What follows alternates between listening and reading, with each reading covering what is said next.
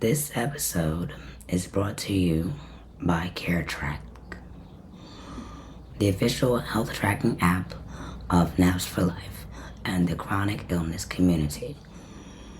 It's a web-based app, so no app store needed. Just advocacy in your pocket. Track your symptoms, prepare for doctor's appointments, and stay on top of your care. Check it out at steadycaretrack.com. That's SteadyCaretrack.com.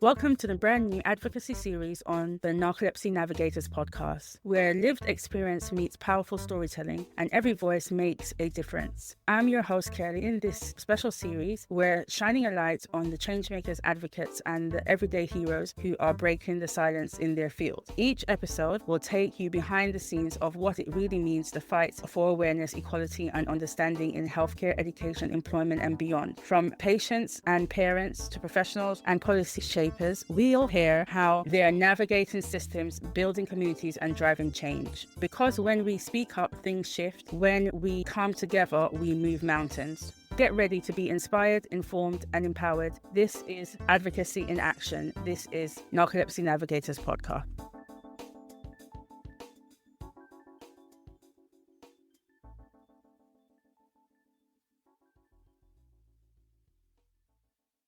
Hi everyone, welcome to Narcolepsy Navigators. I am Kelly, your host. I have narcolepsy type 1. And I'm Liz, your co-host, and I also have narcolepsy with cataplexy.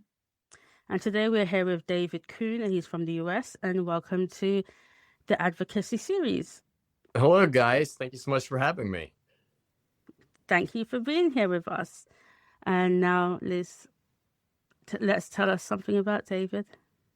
So David is a narcolepsy survivor of more than 27 years. And while this condition once cost him everything, it also gave him the greatest gift, purpose. What he once saw as his biggest obstacle has become his biggest blessing, shaping who he is and how he serves others today. With over 11 years as an elite master fitness trainer and licensed massage therapist, he's dedicated his career to helping people unlock their full physical and mental potential. His passion for recovery, performance, and wellness has led him to work with over 62 NFL players, along with NBA athletes, Olympic gold medalists, and hundreds of college competitors. For 7 years, he served as a therapist for the Ohio State University football team, where he had the honor of helping world-class athletes stay healthy, recover, and perform at their peak. Beyond the treatment room, he serves on the advisory board for Washington State Community College, have spoken at multiple college graduation, and leads as president of the Lewis Center AM Spirit Business Connections chapter, empowering professionals to connect and grow. As the founder of MBS, Massage Business Solutions, he mentors therapists and wellness professionals in building successful, sustainable practices. He is also part of a bioactive precision peptide company that made history by reaching 100 million in its first 11 months, redefining what's possible in modern wellness. Today, through his work and his organization, Narcolepsy Naturally, he's dedicated to inspiring others to see that every setback can become a setup, and that purpose often comes from pain. His massage office is based in Columbus, Ohio, where every client he meets is another reminder that healing, growth, and transformation are always possible. Wow. Welcome to the podcast, David. I read Thank you. your bio. I've been on Narcolepsy Naturals for years, but when I read your bio, I said, oh, wow, David doesn't even sound like he has narcolepsy at all. But I love that. And that's why I said, yes, I need you on the advocacy series. The people we've had in the advocacy series so far is a doctor and someone else who also has narcolepsy. But I just thought this is very inspiring to show people like a different side of living. Take us back. What year were you diagnosed? Okay. I'll tell you just as we start talking here, this is good because instantly I started bringing tears to my eyes because what you say, how a lot of people don't realize I have narcolepsy because of a lot of things that I am doing. And that's the great shock factor you're able to share with them after they know this side of you. And then you're able to say, oh, yeah, and I also have narcolepsy. Thank you for the honor to come on here on your show and talk today, because every opportunity I have to talk about it, to help somebody else, it's a reminder of where the journey I've been on. But to answer your question, it was back in, I believe, 1998 is when I first got diagnosed with narcolepsy. So what was that like before 1998? How long were you having symptoms, or how long did you feel like something was off in your body before you went on your journey to finally get diagnosed? At that time, I was a young father. I was working tons of hours in a factory and then building houses on the side with my ex-father-in-law. So I was already feeling tired. So I was having these symptoms, but I just wasn't thinking, I never once thought, oh my goodness, I have narcolepsy. I just thought I work a lot, I'm tired, I fall asleep constantly. And it finally got to a point where when I was driving, I would fall asleep numerous times, and I always woke up, and it got to the point of where I would let myself fall asleep because I knew I'd always wake up, because as horrible as it sounds, I knew as I got toward the edge of the road, it'd start making the noise, it'd wake me up, and I'd be fine because it happened so many times. It's so scary now thinking back, but I got so used to that.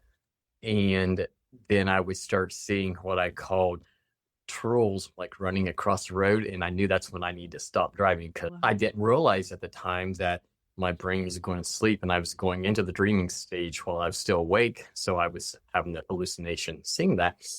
And I just thought, okay, I'm seeing things now. I need to let my ex-wife drive or whatever, or pull off and sleep alongside the road. And then one morning on the way to work, after sleeping all night, having tons of sleep, I fell asleep again and went off the road, almost hit a tree. And when I got to work, I went to the nurse there where I work, and I need to go get checked. Something's going on. I went to the hospital and they checked me, and it was like, well, you have sleep apnea, and we're also going to test you for narcolepsy. And I had no idea what narcolepsy was. So they did a sleep test and all that, and it came back, everything right on. I had narcolepsy. And so my doctor tells me, and I'm like, what is narcolepsy? Does that mean I'm a narc? I'm going to tell on people? I said, I don't know what narcolepsy is. So he explained to me, and that's how I was diagnosed. That's how I found out I had narcolepsy. And how old were you at that time? Oh, gee, I think I was 28, maybe 26 or 28. And how did that feel when you were actually diagnosed? Because obviously you didn't know what it was. So then I assume you had to do some research into it and it sunk in. Yeah, I'll tell you, it was scary because my doctor at that time, he gave me no hope. He never gave me any, there could be some lifestyle changes that could help ease some of the symptoms. He laid it out. He said, this is going to happen. You're going to feel like this. You're going to blah, blah, blah, blah. You're going to have to take this kind of medication. Chances are you're going to be going on disability. No hope. He gave me all the negative stuff and just threw a bunch of medicine at me.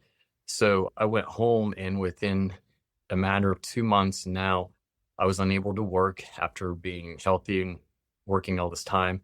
For the next 6 months, I was unable to work, sitting at home, basically in a catatonic state. I had all the symptoms. I was having up to 40 cataplexies a day, sleep paralysis, hallucinations, daytime sleepiness, all of this. And I felt like my life was over. I was done. I can't imagine. Yeah, it was actually my pharmacist contacted my ex-wife, called her, the doctors got Dave on all of these medications, and they're all basically having an explosion within his body. And so that led her to start researching other doctors, and we found Dr. Martin Scharf. He was about 2.5 hours away from us, and he was one of the ones that helped with designing the GHB drug. And he took me on from pro bono, meaning that he didn't charge anything to work with the doctor I was with, because he was a narcoleptic specialist, and I want to help Dave to get better. And I ended up, my doctor that I was with, he had called my ex-wife to find out, see how I'm doing, all this stuff, and put me on the phone. And the nurse had asked me, how are you feeling? What's your quality of life? And I told her, I said, I'm worthless. I have no quality of life. I'm of no use to my family. I can't even support them. The school had to come together to get presents for my kids at Christmas because I'm unable to work. And I said, I feel like I'm better off not here. And that's the first thing you don't say to a doctor or to a nurse, because that'll land you right in the hospital. Hospital. They told my wife, said, bring him in. He needs to be at the hospital. So she brought me in, and they told me they were going to go ahead and do some more studies and stuff.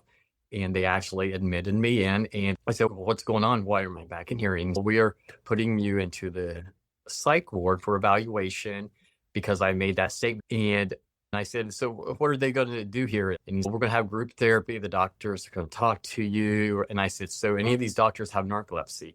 Any of these people in group have narcolepsy? And they're, no. And I said, how in the world can they help me? They don't understand what I'm going through. They just read it in a book in school. And to have somebody that actually has it you can talk to is so powerful. I was scared to death because the same doctor who put me on all this medication now is saying that I'm crazy and trying to put me into a hospital. So we snuck out of the hospital, and my ex-wife got my clothes. I got them on, and we snuck out of the hospital, and I got in touch with the other doctor, and he helped me get off all the medication that I was on except for Ritalin. And I was on Ritalin 40 milligrams twice a day for the next 10 years. And I had a better quality of life. We have our ups and downs. When the medicine's kicked in, we're good to go. When it drops off, we're dropping off. Wow. That sounds like a really scary and almost like a rock bottom moment where you and I just don't want to do this anymore. How did you get through that period mentally? Since you said rock bottom, we'll jump on to that rock bottom and with the mental part. So I was still mentally, it was very tough. I didn't feel like I was a human anymore. I felt like I was my medication. I didn't know who Dave Kuhn was anymore, but I was still able to work that time because with getting on Ritalin, I was able to get back to work. But then I went through a very ugly divorce, and through that ugly divorce, I didn't have my ex-wife there anymore to make sure I was awake in the morning so I could get to work. So I went through a lot of depression, went from being a father that was reading stories to my 4 kids at night, every night before we go to bed, to now being this father that's living in an apartment by himself without his kids and has narcolepsy trying to deal with it, and depression set in, symptoms came on really strong. I ended up losing my job. So now I'm sitting at between owing my ex-wife a lot of money, and then I just lose my job, and I have narcolepsy, and I hit rock bottom. And that was my rock bottom. And I gave up. You know, we all have choices we can make, and I made the bad choice. I gave up. I tried to commit suicide, and I had stepped out in middle traffic, 3 o'clock in the morning. Cars all swerved, went around, and I was still there. So that was my rock bottom, but it was also the best thing that happened to me because I couldn't go any further down. Had rock bottom. I had to climb up out, and I was like, if I can just get a hold of one thing in my life and master it, then I can get the next thing, and I get the next thing, baby steps. Mind you, when I lost my job, I didn't have any more insurance, so I couldn't get my medicine. I had went and seen the doctor, and he wasn't going to give me any more medicine until I had more sleep studies done. And I'd had so many done over the years, and I was finally on something that was working for me. So I didn't want to do any more sleep studies, so I refused it. And because I refused it, he would no longer prescribe any medicine to me. If it's happening to someone before, it's really crazy that they're allowed to do that. You can be blacklisted. It is. So I was left like no medicine, rock bottom, and I'm okay. I'm going to try this on my own. And I knew stress was something that really brought all my symptoms strong. So I knew I had to remove the stress in my life, and I knew I wanted to continue to working. So I had to find a job now that was stress-free. So I started doing my research, and that's when I found massage. I thought massage has to be stress-free. You're in nice, quiet room all day with soft music going. People are happy to see you. People are happy when they leave. This sounds great. So I went back to school at 38 to become a massage therapist so that I could continue, because we have narcolepsy.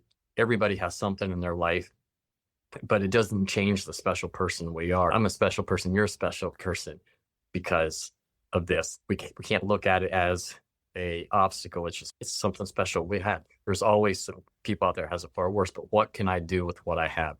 So that's why I went back to school to be a massage therapist. And it wasn't easy. It was really hard. Even waking up, I set 15 alarm clocks around my room, the little wind-up kind with a hammer on top. It makes a bunch of noise. And I would set the time, so each one would go off about 5 minutes apart. So by the time I got up and turned off the sixth one, I was pissed off because of noise. So I would stay out of bed. I was able to cut it down to 10 alarm clocks and then 5 alarm clocks. And then now I don't use any. I wake up when it happens. So that was a big thing. And with the stress, I had to remove certain people in my life that cause stress situations. It almost seems like you're being selfish, but you're not, because if you're not taking care of yourself, you can't help anybody else. So you have to put those boundaries up there. And then fitness was a huge part too, because I look at fitness now as my Ritalin. That's what removes the stress for me. That's what keeps me going. Is every morning when I wake up, in 30 minutes of waking up, make sure I'm in the gym and get my workout in first.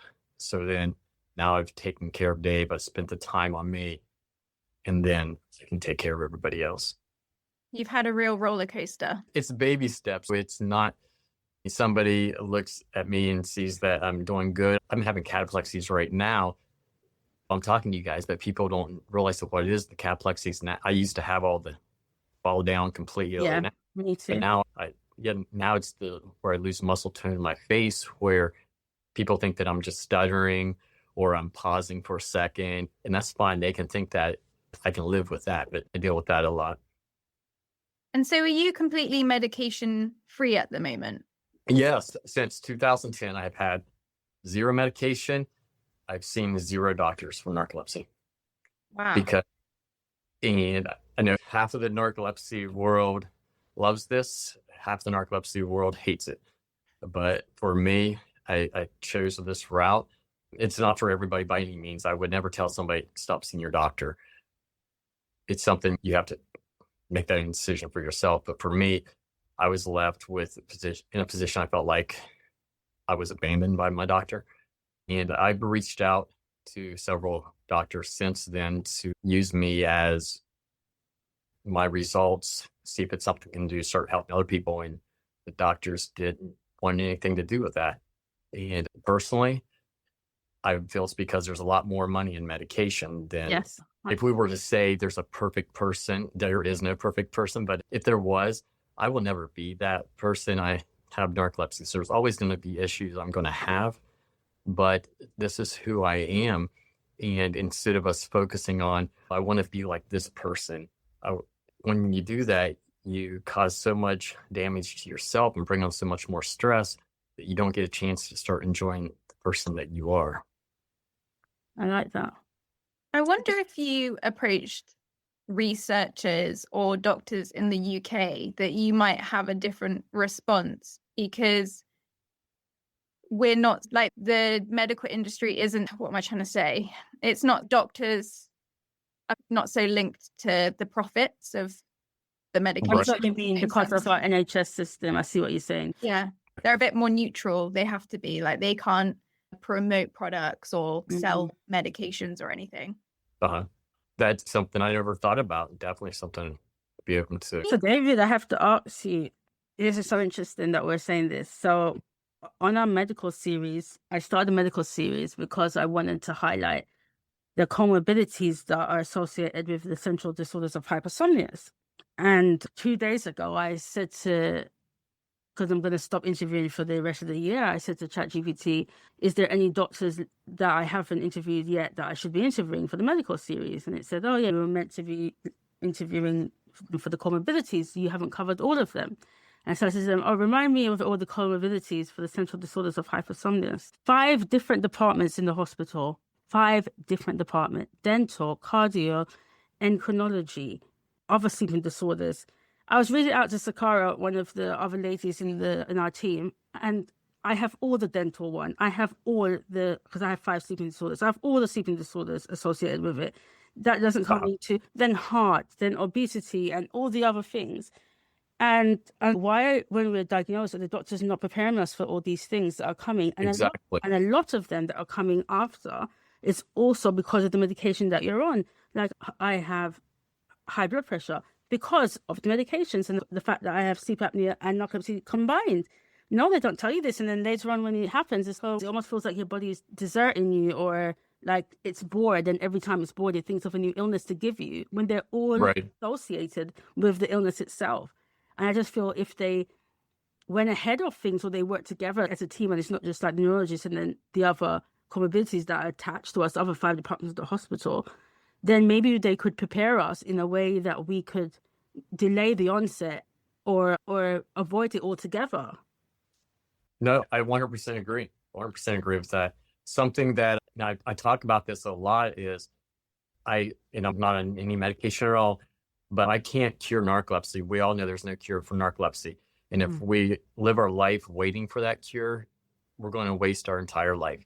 So I had to start controlling the things around narcolepsy that I thought in my mind didn't have anything to do with the narcolepsy, like my weight, making sure I put muscle on my body, make sure I'm removing those friends that cause stress, controlling everything that I physically have control of. And as I started doing that, I noticed symptoms of narcolepsy started lessening and lessening. And it's just like what you're saying there, there's different things that are associated with narcolepsy. And as I was doing things that I could do to lessen that stuff around me, then my narcolepsy started getting better. I still can't stay up and watch an entire movie. I have to get up about every 10 minutes. As I start talking, I start getting a little bit emotional, like in here talking with you, and start having some of the symptoms, and I start feeling it. There's different things I still deal with, and I always deal with, but there's certain things that we can deal with. It's not narcolepsy that we're not being told, okay, it's important that maybe you're watching your diet. It's important that maybe you're all these things. See, you're right on. I agree with you.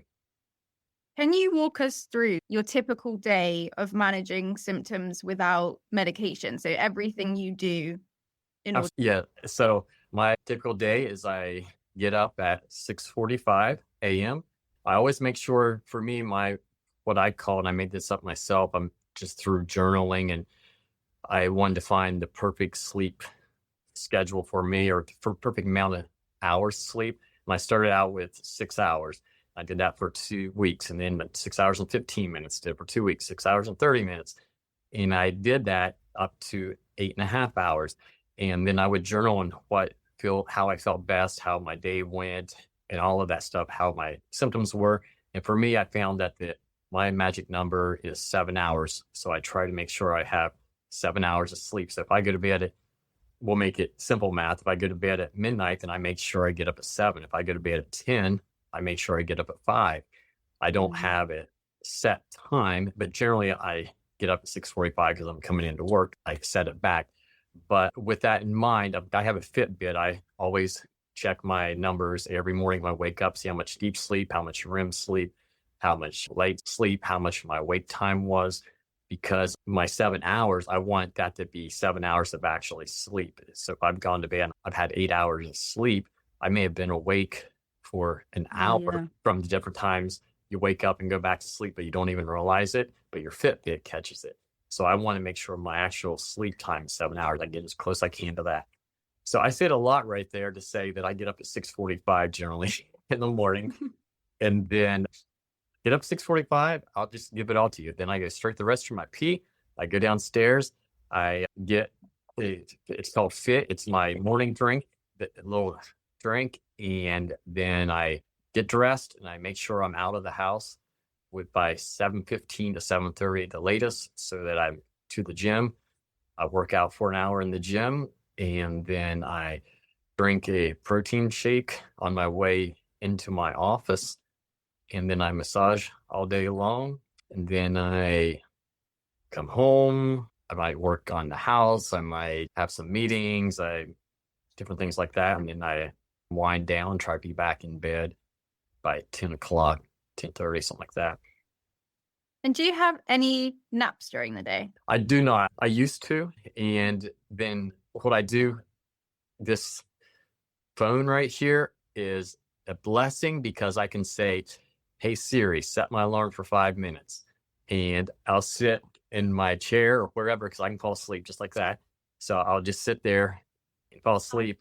And my alarm goes off 5 minutes later and it wakes me up and I'm refreshed again. And I used to do that 5 or 6 times a day. And then it got down to where I was only doing it once or twice a day. And now I very seldom do it, but maybe once a month or something like that. Just life happens. We have stress, void, and we get overwhelmed. And when that happens, I know it's there now. I know my body, and I just step back from everything. And I'll take a quick Just nap. allow it to happen. Yeah. Yeah. But I Wow, can't. that's wild that you don't really nap at all and you're not on medication. No, it's No. amazing. And do you have And specific dietary recommendations or things that you follow as well? not real specific. I meal prep a lot, but I try to make sure it's all whole foods. I love candy, and it's horrible for me. It's horrible for my narcolepsy.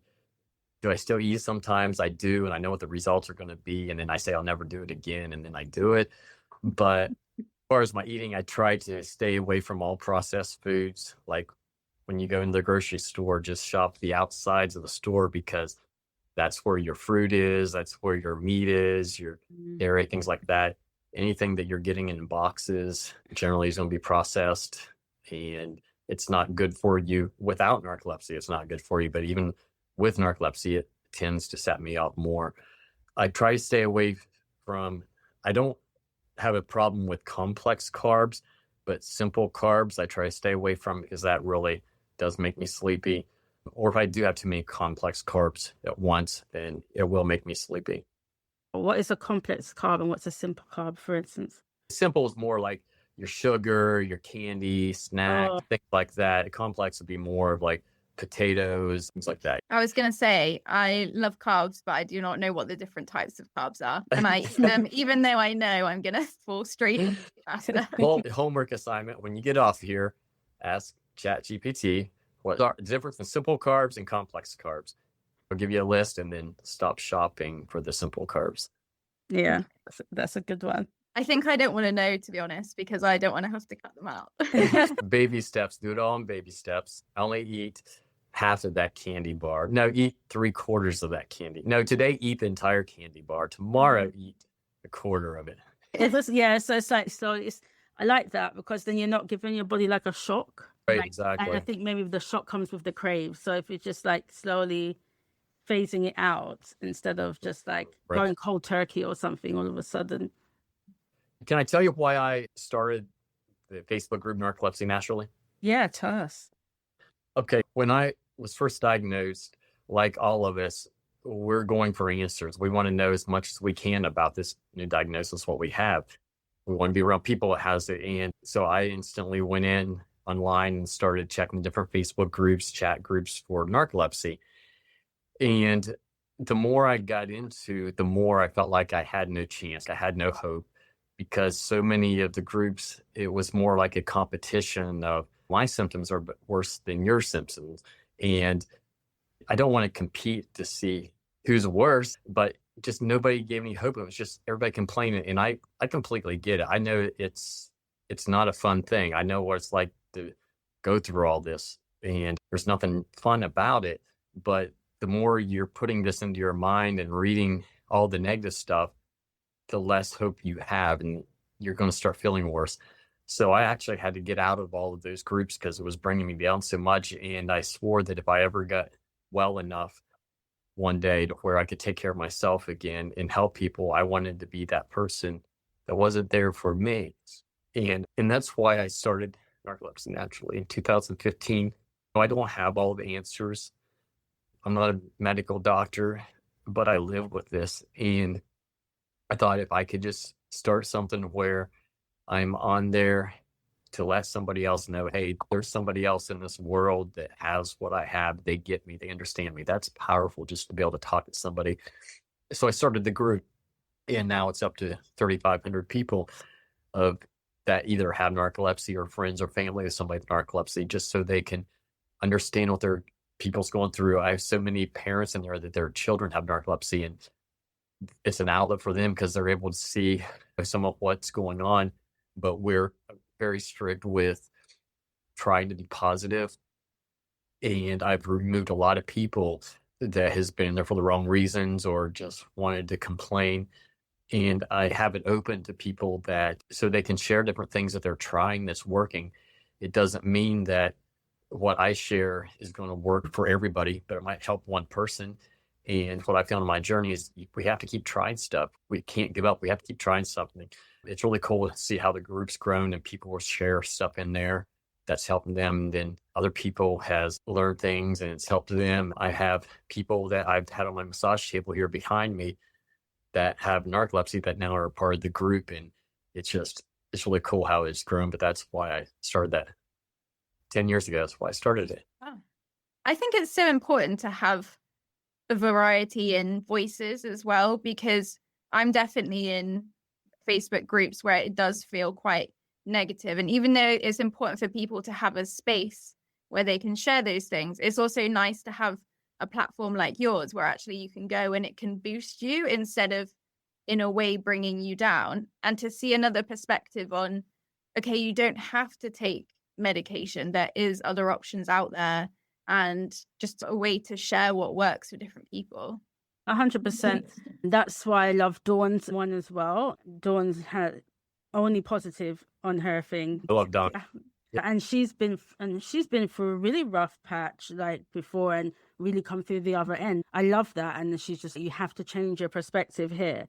And she being an empath, she just couldn't cope in those groups.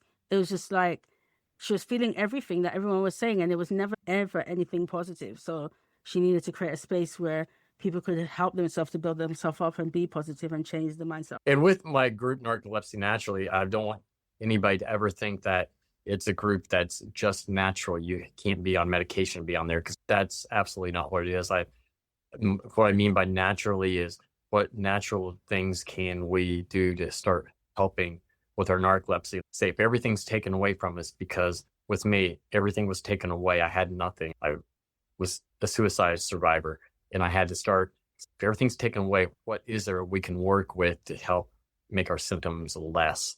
And that's the concept behind it. And if you're on medication, I still want you to be part of it. My goal is not to get you off my medication, but the goal is maybe to get you off of some of the medication through time, because it's like what you said earlier, all the medication has side effects, and they throw another medication at you to treat that side effect of the medication they just gave you. Yeah, and it's just like a spiral. It just continues and continues, which is crazy. There's a friend that has narcolepsy. She always says, like, it's so sad, but when we die, it's going to say that we died from something else. If you continue taking the medication the way that you have to take it for that many years, it's going to be probably something to do with one of the medications that really is what killed you, and not the other. That's so true. Put on there instead. I think it's so important to have these other options to think about. I find people who have been diagnosed that are older or no longer parents, they're quite happy to be off meds actually, because they're like, there's so many other illness that comes with you as you get older that you can be prone to. So why increase that when all you have to do now is listen to your body? I don't think I really got it completely until I had got taken off my stimulants that I was on it from I was 18 till about 3 years ago. They took me off my stimulants, and I had a massive crash. They didn't titrate me off. They took me off cold turkey because they were going to have a stroke. And wow, I said, oh, wow, this is what a drug addict feels like. It's like you could do anything for someone to give you that drug again. It was just like such a desperate feeling. But once that and then I was sleeping up to 18 hours a day. But once that my body calmed down from all of that, then it was just about listening to your body.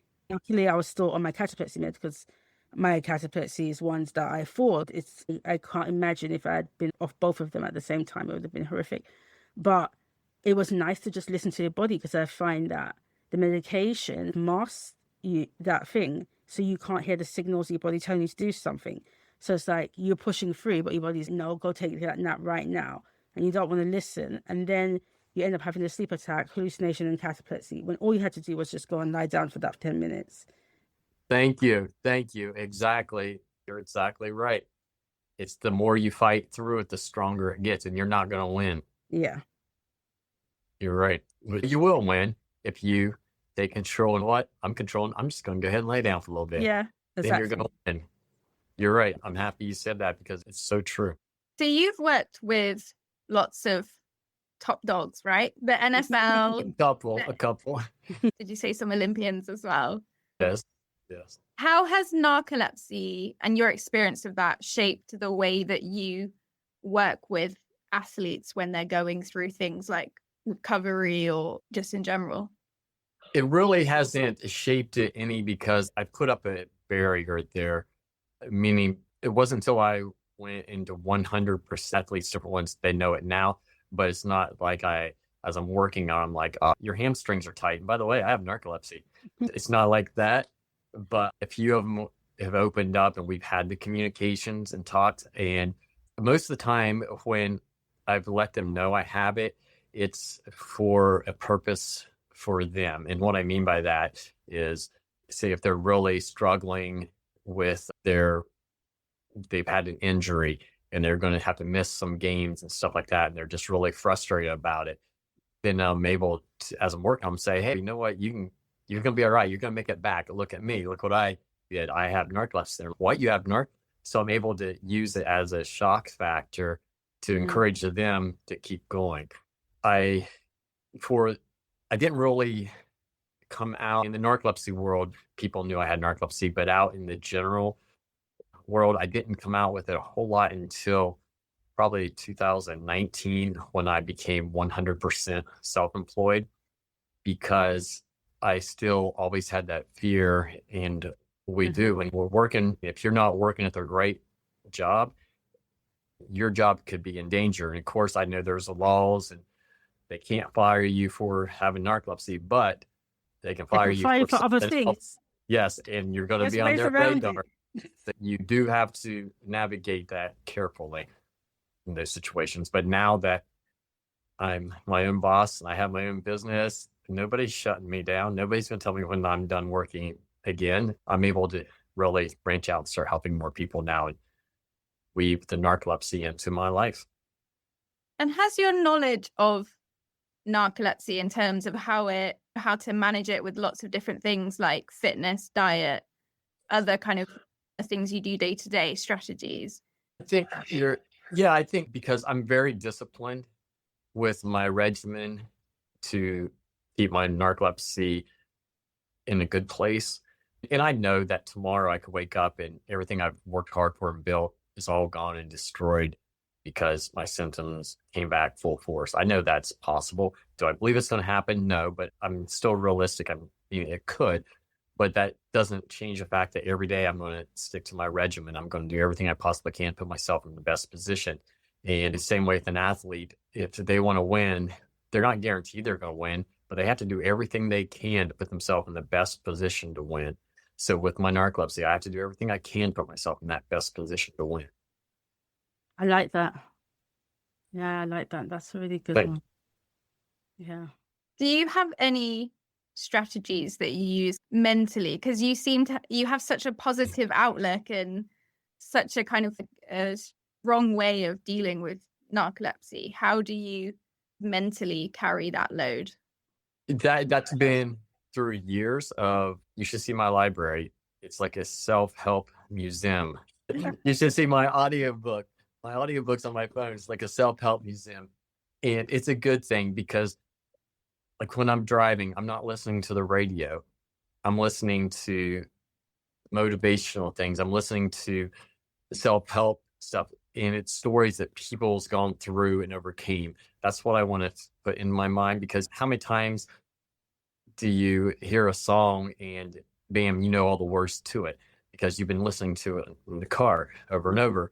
But the more we're listening to positive things and putting good things into our head, the more it's going to come out and the more we're going to be able to live it. Mentally, I just think we've already got this going against us, the narcolepsy. So what are we going to combat it with? Are we going to combat it with alcohol? Are we going to combat it with friends that gossip all the time? Are we going to combat it with people that's upset and negative? Or are we going to combat it with positive things? And so I don't know if that really answers your question, but yeah, it does. That's what I do. It makes a lot of sense. I I never thought of it like that with the music, because it's true. It's funny. Music is the one thing that your brain doesn't need permission to let it in. Like when you read, you have to open your eyes in order for the brain to take the information and store it in your brain. Or when you watch a movie or something like that, it's visual, it comes in. If you close your eyes, you can't see it or whatever. But with your ears, there isn't that filter. So sometimes you might hear yourself singing a song and you're like, I don't know this song. I don't even know this artist. Or humming something that is a type of music that you've never even liked. Why? Because as you go about your day, the brain is just taking in all the music, all the sound, and then it's storing it up there. It doesn't need your consent. It just goes in.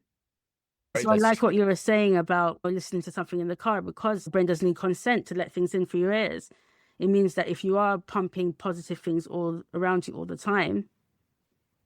That's so true. That's so true.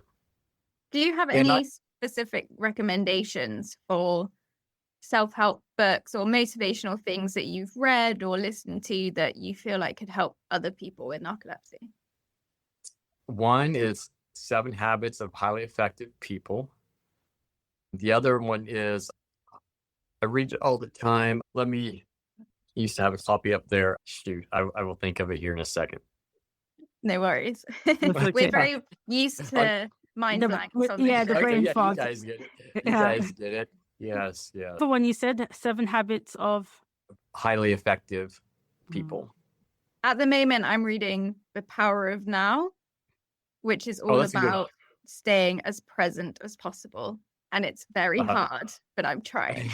I just finished here actually about a week ago, because I try to do 4 books a month. And I do them all in audiobook, because if I really like the book, I try to listen to an audiobook. I go ahead and purchase it and put it in my library, because I just like having the hardback. But with my narcolepsy, that's something that it'll take me 6 months to read a book. I start reading in 15 minutes later. Let's be real, 5 minutes later, and I'm falling asleep. So I do audiobooks. And it's 4 books a month I'm reading, but I just finished Mel Robbins' Let Them theory. That's the one I highly recommend also. Good to know. I've heard of that one. You should do it. You should do it. Yeah, definitely. Shoot, that other one, it's killing me because it's so good. Everybody needs to watch or read the book. It's an old book. It's been around for years upon years, and then they made a movie from it as well. If there was one lesson or one thing that you could go back and tell your younger self when you were going through that really difficult period, what would you say to that person? Probably hold your head up. I know you don't believe it, but it's going to get better. Yeah. A very important thing for lots of people to hear, all of us, when we're having really rough times. It doesn't stay there. No, it's tough. I still remember Thanksgiving one year when everybody was coming over, and my entire Thanksgiving I was on the sofa laying on my side because of the sleep paralysis, and I'd had so many cataplexies that day that I wasn't even able to move. I just had drool running out of my mouth and tears coming out of my eyes. And I could only see somebody that got right in the direct view. And of course, you can hear everything that's going on, but you're basically in a coma to them with your eyes open. And it's so captivating. You feel like you're such a prisoner. You're a prisoner of your own body. But it's good to think when you get back to the place where you're doing good. It's good often, like today, for us talking about it, me going back and revisiting that, because that reminds you how important it is to be out there inspiring, giving hope, helping, serving those that are not where you're at yet. You have the best experience to guide those people. You're an expert by lived experience. Is that what they say? Yeah, 100%. Yes. And what's next for you in terms of your advocacy for people with narcolepsy? Napoleon Hill, that's the name of the author of the book. I haven't got the rest of it yet, but Napoleon Hill. So write that down. The rest will come. Sorry. What's next for helping people with narcolepsy? I have the narcolepsy group. I worked with the lady and we were starting a docu-series on my life story, narcolepsy. And we were trying to get some funding for it. We needed just $20K we needed. And we were going to do a 6-part docu-series of my life story. And funding wasn't coming in at the time, so that's on hold. That's something I want to do. And it wasn't a thing where I'm going to make any money off it. It's just I want to get that out there into the world. But keep going strong with narcolepsy naturally and doing what I can where I'm at. The world doesn't need 100 people trying to serve everybody. What the world needs is each person trying to serve one, and then we can make a difference. 100%. Start where you're at, start in your community, start a group once a month, put it out there where anybody has narcolepsy in your community. Get together. You guys don't have to have all the answers. You don't have to go through all the diagnosis or all the medications. You just have to get together and talk about life.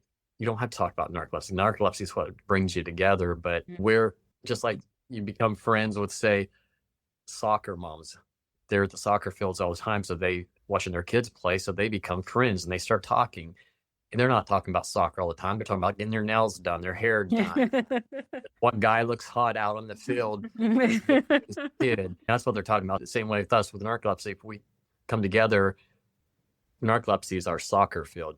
That's what brings us together. And then let's talk about life. Let's life together. I love that.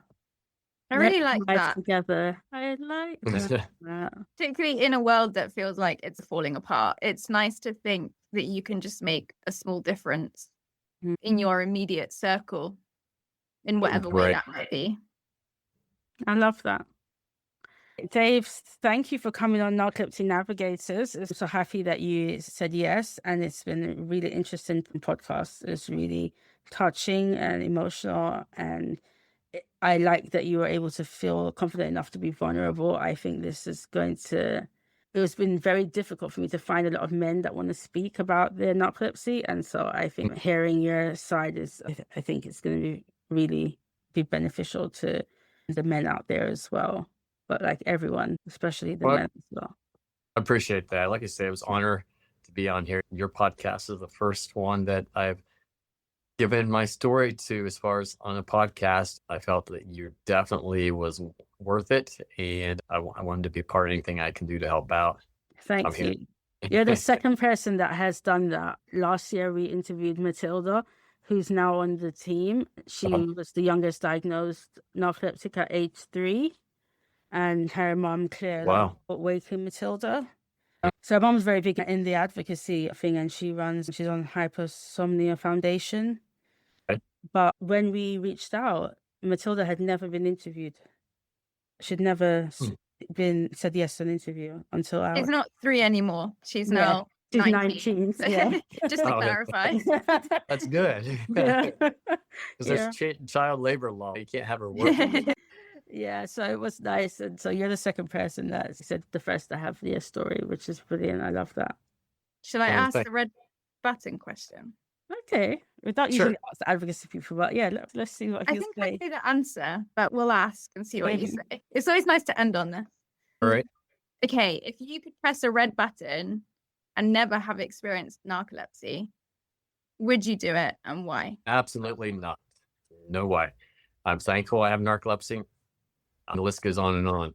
I would have still been working in a factory where I was making a good living, but it was just basically I would be working, I'd retire, and I would die. Because of narcolepsy, I work on Olympic gold medalists, winners. I work on professional athletes. I work on amazing people every day that are just normal people that are amazing that I get to share my story with and get to hear their stories. I wouldn't have met the beautiful girl I have. I wouldn't have, it's endless. I'm thankful every day that I have narcolepsy. Every day I come in to work on these people. It's a reminder, and it helps me to be a better therapist because I appreciate what I'm able to do. And yeah, so absolutely give that button to somebody else. I don't want it. I love it. I love it. Thanks so much, David. See, I knew it would be You're a nice way to end the episode on a very positive note. No, I love it. Just Yeah, 'cause remember- sometimes we ask people, we're not sure what they're going to say. It's so funny. Sometimes we're like, definitely they're going to say this. And then they say the complete opposite. And we're like, Yeah. what? But something you can do, and this is something great for everybody to do. And this brings tears to my eyes thinking about it because it's emotional. But about 3 years ago, when I was having just, and it wasn't with narcolepsy, it was with some life issues. And I'm like, okay, the best way to get through this is go serve somebody else that has less than I do, who has less, who is going through a harder time than I am, who has something worse than me. I need to go be a blessing to them. And by doing that makes you feel better and you get through it. So 3 years ago, I was alone for Christmas. And in my office here, I decided that I was going to have people start bringing donations. And I was able to take over 100 hats, 100 pairs of gloves, and 100 blankets to the homeless camps here in Columbus, Ohio, and go into their tents that were covered in snow on Christmas Day. And they were homeless. They had nothing. They're out in the snow. And I was able to show up and be a Santa Claus to them and just give it to them. And I didn't have much myself, but I was able to do that. So find people that you can help that's going through a harder time. Don't ever let narcolepsy become your crutch. Use it as something positive to help somebody else, because we're not going to die of narcolepsy. Our life might be hell sometimes. There's no doubt about that. But we don't have cancer. There's people dying every day of cancer. There's people every day, something's going on that is far worse than what we have, even though ours can be horrible. So that's what I'm saying. Just think about those people when you're going through your worst days. 100%. That's Thank you, lovely. David. Thank you. You're welcome. Well, you have a good rest of your day. What are your social handles so people can find you? You can type in dkmotivations.com, and that will go actually to my massage site, but you can find me, get hold of me there. You can type in muscle therapy. That's my email. And of course, Narcolepsy Naturally on Facebook. You can look that up. And so that's another way. I wish I could remember Napoleon Hill's. Yeah, Yeah. of course. Yeah. Okay. Because this is one that you want to look up. Think and Grow Rich. Oh, yes. So, Think and Grow Rich. Okay. yeah. And I didn't read that for the longest time in my life because this is just a book of how to get rich. Yeah. It's rich, and not just in finances. It's rich in life, rich in who you are, in the stories, and these are real life events. But you can actually, if you go onto, I think, YouTube, you can find they actually have the book they've turned into a movie here a couple of years ago. And it is really touching. It'll make you cry. It'll give you courage. It'll give you hope. It'll give you inspiration. Think and Grow Rich.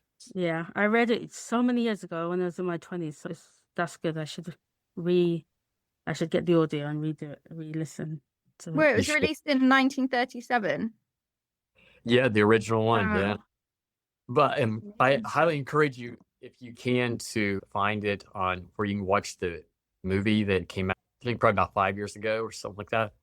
But watch it, because it's one thing to read it, but then to actually see it, and what these people, obstacles they had in their life and what they overcame. And that's what it's about. It's about all these different people had these obstacles in their life and they overcame them. And that's what we're doing. Narcolepsy is our obstacle.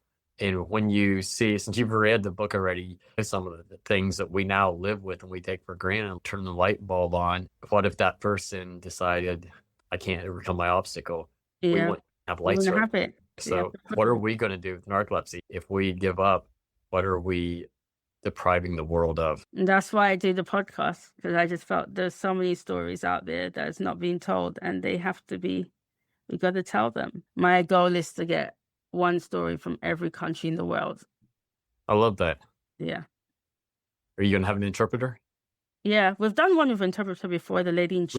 Yeah. That's Lady in awesome. Chile. I would like more of that, and we're applying for funding so that we could have them translated into all the languages we can so that people can actually appreciate it in their own tongue. Thank you, David. You're welcome. It's really nice to meet you. Thank you. Nice to meet you. Ladies, have a great day. Enjoy London. Thank you. Bye. Bye. Bye.